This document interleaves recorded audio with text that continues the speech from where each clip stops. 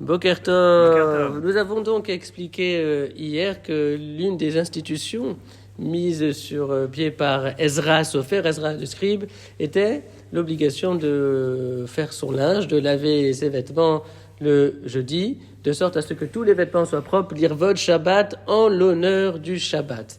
Et alors on retrouve une thématique un petit peu similaire dans la Sidra de Yitro à propos de Matan Torah, à propos du don de la Torah.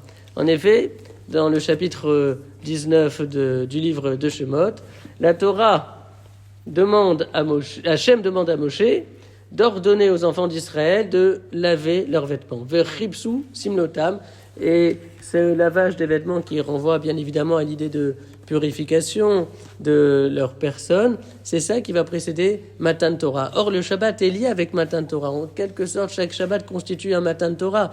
D'ailleurs, la Torah a été donnée un Shabbat, et le moment très important dans les maisons de prière et d'études, ce moment où on lit la Torah, la paracha de la semaine, fait comme écho justement à cette voix divine que nos ancêtres ont entendue sur la montagne du Sinaï.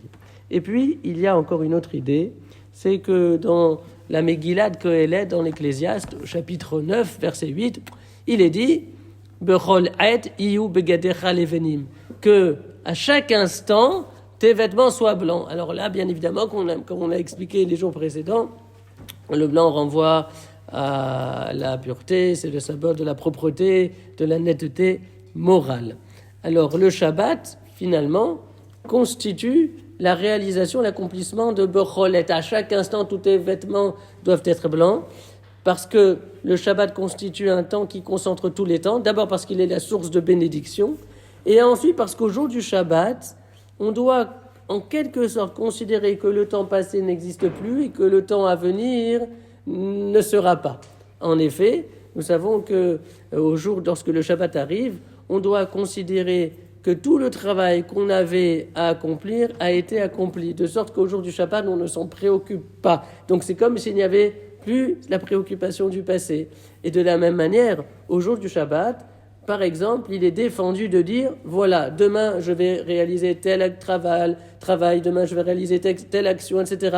Parce qu'en fait, on doit faire dans notre tête comme si le Shabbat ne se terminait jamais, comme s'il n'y avait pas d'avenir. Donc en fait, tous les temps, le passé, le présent et le futur se concentrent en un seul instant, celui du Shabbat. Et c'est la raison pour laquelle on disait que le Shabbat, c'est le vécu de Becholet, de tout temps. Et comme le dit l'Ecclésiaste, Becholet à chaque instant, ce temps-là, c'est celui du Shabbat. Iyu begadecha levanim, que tes vêtements soient blancs.